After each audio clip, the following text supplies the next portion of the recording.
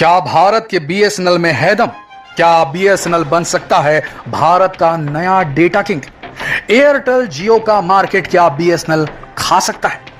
ये बात सुनने और बोलने में ही अजीब सी लगती है, क्योंकि बीएसएनएल से ज्यादा एक्सपेक्टेशन आज के भारतीयों को नहीं है। बीएसएनएल ने जो अपने सर्विस का ग्राफ गिराया है वो हम सब उसके जो है प्रत्यक्षदर्शी रहे हैं। लेकिन दोस्तों, मार्केट में हुई है कुछ ऐसी खलबली जिसके बाद बीएसएनएल फिर से ट्रेंड करने लगा है। बीएसएनएल नया जियो बन सकता है, लेकिन उसके सामने कुछ बहुत बड़ी अड़चनें हैं। आज की इस वीडियो में हम समझेंगे किस तरीके से मोबाइल कंपनियां लंबा पैसा चूसने की फिराक में हैं हम मोबाइल यूजर्स से, और कैसे बीएसएनएल हमको इस परेशानी से उबार सकता है और देश के लिए बड़े पैमाने पर रिसोर्सेस और रेवेन्यू जनरेट कर सकता है। आइए समझते हैं इस वीडियो में।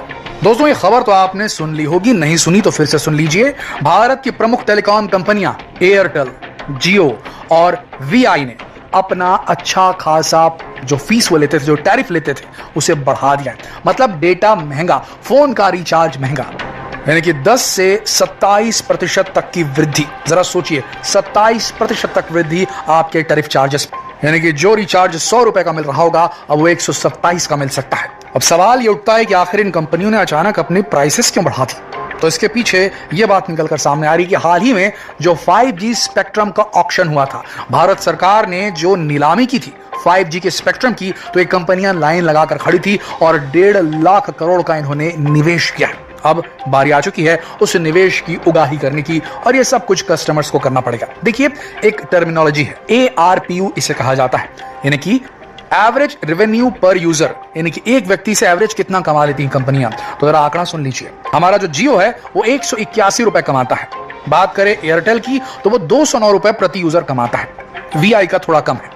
तो दोस्तों, टारगेट रखा है एयरटेल ने कि जो 209 रुपए वो ले रहा है वो कम से कम उसका एवरेज रेवेन्यू पर यूजर जो है वो 300 रुपए हो जाए। अब बाकी कैलकुलेट कर लीजिए, जियो कितना बढ़ाएगा और वीआई कितना बढ़ा सकता है। अब अपना दिमाग लगा लीजिए। तो अब मार्केट से उगाही शुरू हो चुकी है। कंपनियां अब जो सर्विसेज दे रही हैं उसकी एवज में पैसा लेना बड़े पैमाने पर शुरू करने वाली है। वहीं देखा जाए तो जो यूजर इस्तेमाल करते हैं उनका बेस बड़ा नहीं हो रहा है, लेकिन नए मोबाइल यूजर निकलकर कम मात्रा में आ रहे हैं। जैसे आज से 10 साल पहले होता था, उससे स्पीड अब कम हो गई है। ऑलमोस्ट सभी के पास मोबाइल पहुंच चुका है, सभी के पास ना कहें तो ज्यादातर लोगों के पास पहुंच चुका है। तो यूजर बेस नया नहीं बन रहा है, और उन्हें ऐसा करने की जरूरत इसलिए पड़ रही है क्योंकि अगर वो पैसा नहीं लेंगे तो वो अपने एक्सपीरियंस, यूजर एक्सपीरियंस को एनहांस नहीं कर पाएंगे। नया इंफ्रास्ट्रक्चर इनको डालना पड़ेगा। 5G इंफ्रास्ट्रक्चर डालने के लिए 5G हर जगह पहुंचाना होगा, इसमें पैसा लगेगा, लागत लगेगी। तो पैसा निकालने के लिए यूजर से पैसा लिया जा रहा है। पर ये जो हाइक हुई है प्राइसेस, बढ़ी है प्राइसेस, इसने मोबाइल यूज को काफी महंगा बना दिया आम आदमी के लिए, और इसीलिए बीएसएनएल फिर से चर्चा में आ गया है। क्योंकि सभी कंपनियों ने अपने टैरिफ हाई करने की बात तो कह दी, लेकिन बीएसएनएल जहां का तहां ही नजर आ रहा है। अगर वो वृद्धि करेगा भी तो उतना नहीं करेगा। तो इस हिसाब से देखा जाए तो बीएसएनएल इस वक्त सबसे सस्ता डेटा प्लान, सबसे सस्ता टेलीफोन प्लान दे रहा है। दिक्कत यह है कि बीएसएनएल की 4G भी अच्छी तरीके से रोल आउट नहीं कर पाया है। यानी कि भारत के कई ऐसे शहर हैं, कस्बे हैं, गांव हैं जहां तक 4G नहीं पहुंचता। लेकिन एक एडवांटेज बीएसएनएल के पास में है, ये रूरल बैकग्राउंड इसके पास बहुत स्ट्रांग है। जो हमारे देहाती इलाके हैं, ग्रामीण के इलाके हैं, वहां पर बीएसएनएल ही चलता है। वहां पर एयरटेल, जियो नहीं पहुंच पाए अभी तक। तो ऐसी स्थिति में अगर बीएसएनएल सिंसियरली चाहे, सीरियसली चाहे, तो बीएसएनएल इस वक्त सबसे बड़ी टेलीकॉम कंपनी बन सकती है। अगर भारत सरकार चाहे तो, अगर भारत सरकार सही तरीके से इसमें रिफॉर्म लाए, अगर क्रांतिकारी बदलाव लाए जाए बीएसएनएल के अंदर, तो बीएसएनएल तुरंत अंबानीज को, भारतीय एयरटेल वालों को, सबको हरा सकता है। दिक्कत यह है कि क्या बीएसएनएल को रिवाइव करने की कोशिश की भी जाएगी, और डूबा भी तो क्यों डूबा बीएसएनएल, आइए समझते हैं। दोस्तों, बीएसएनएल सबसे पहली शुरू होने वाली टेलीकम्युनिकेशन एजेंसीज में से है भारत के अंदर बड़े पैमाने पे। सन 2000 में लॉन्च हुआ था 1 अक्टूबर को, और तब से लेकर के सन 2009 तक के बीएसएनएल का बूम था। सन 2009 में नई नई कंपनियां आनी शुरू हुई, उन्होंने बेहतर कस्टमर सर्विस देने शुरू किए। कस्टमर्स के फोन अगर कुछ प्रॉब्लम आ जाए तो जल्दी उठाया करती थी ये प्राइवेट कंपनियां, जल्दी इंस्टॉलेशन करवाती थी, रिपेयर का काम आता तो भी ठीक करती थी, और सारा कुछ एकदम जल्दी करके देती थी। तो इसीलिए पॉपुलर होने लगी सारी प्राइवेट कंपनीज। इनकी स्पीड अच्छी थी, कॉल ड्रॉप कम होते थे, और जब इंटरनेट बूम आने लगा भारत के अंदर 2009 के बाद, तब उसके बाद में ये सारी कंपनियों ने अपनी स्पीड बढ़ा दी, जबकि बीएसएनएल अपनी स्पीड नहीं बढ़ा पाया था। वीडियो उसमें बफर होते ही रहते थे, गोल गोल चक्कर घूमते ही रहता था, वीडियो आगे नहीं बढ़ता था। और अभी भी कई जगह ऐसा सिचुएशन है जहां बीएसएनएल की स्पीड बेहद स्लो है, जबकि इंडिया में 5G तक रोल आउट हो चुका है। टेक्नोलॉजी का ये लैग पुअर कस्टमर सर्विसेज, यानी कि कंज्यूमर जो सर्विसेज दी जाती थी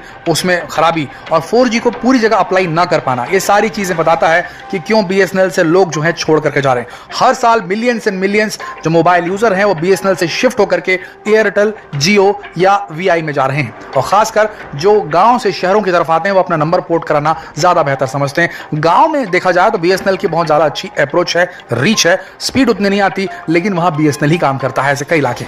अब BSNL ने प्लान किया है कि सन 2024 तक सभी तक वो 4G स्पीड पहुंचा देगा और 2025 तक वो 5G पहुंचाने की कोशिश करेगा। तो अगर ऐसा होता है और इसमें खरा उतरता है BSNL तो डेफिनेटली, क्योंकि प्राइसेस बहुत लो है BSNL की, तो डेफिनेटली लोग BSNL की तरफ शिफ्ट हो सकते हैं। लेकिन फिर वही बात आ जाती है, प्रॉपर स्पीड अगर नहीं दे पाया, 4G बोलने के बाद भी नहीं दे पाया, 5G बोलने के बाद भी नहीं दे पाया, कंज्यूमर्स की प्रॉब्लम को कॉल सेंटर वाले जल्दी फिक्स नहीं कर पाए, तो ऐसी स्थिति में BSNL आगे नहीं बढ़ पाएगा। लेकिन इतना जरूर है, इस महंगाई के दौर में लोग परेशान हैं और ऐसे में डेटा के चार्जेस बढ़ जाने से लोग सस्ते उपाय जरूर तलाशेंगे और BSNL एक बहुत बढ़िया उपाय है। देखिए, यूं तो BSNL के ऊपर काफी सारे इल्जाम लगाए जाते हैं।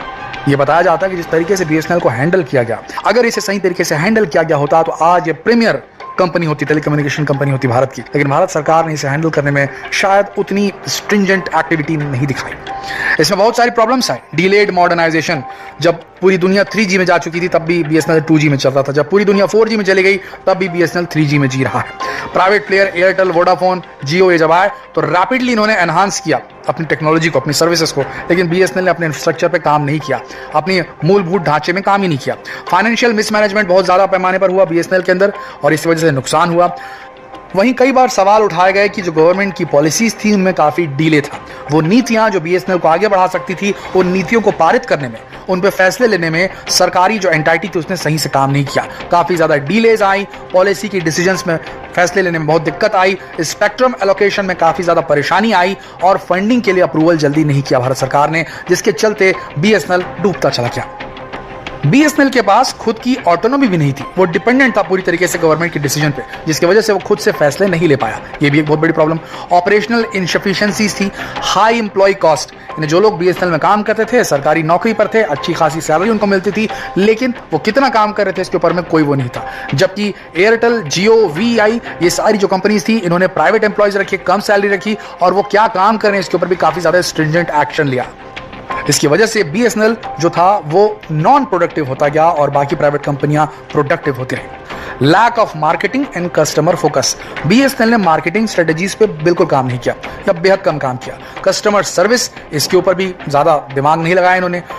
अब अगर सवाल ये पूछा जाए कि क्या BSNL के पास ये गोल्डन अपॉर्चुनिटी है जहां सारी प्राइवेट कंपनी ने अपनी प्राइस को बहुत ज्यादा बढ़ा दिया है, लोगों को ज्यादा डेटा इस्तेमाल करने की आदत पड़ चुकी है, उन्हें ज्यादा पैसा खर्च करना पड़ेगा, ये दिक्कत है, तो ये लोग रोल बैक कर सकते हैं BSNL की तरफ अगर BSNL ने जो प्लान बना के रखा है उसको सही से इंप्लीमेंट किया।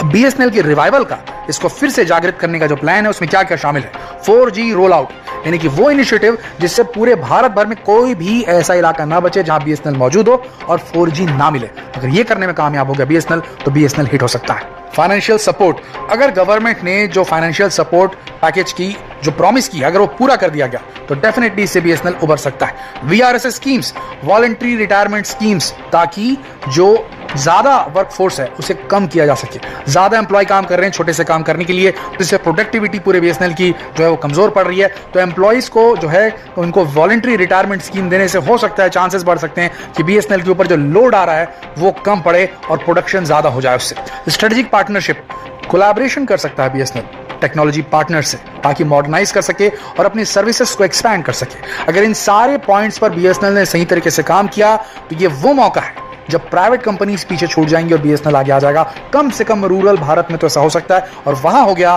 तो फिर इसके प्रभाव से एक डोमिनो इफेक्ट पैदा होगा, जो शहरी कई सारे जो मीडियम अर्निंग करने वाले लोग हैं, परिवार हैं, उन तक के भी BSNL की रीच पहुंच सकती है। फिर से एक बार क्या लगता है आपको दोस्तों? चांसेस बेहद कम है, लेकिन BSNL के पास में जो है मौका जरूर है। क्या लगता है आपको, क्या BSNL ऐसा कर पाएगा?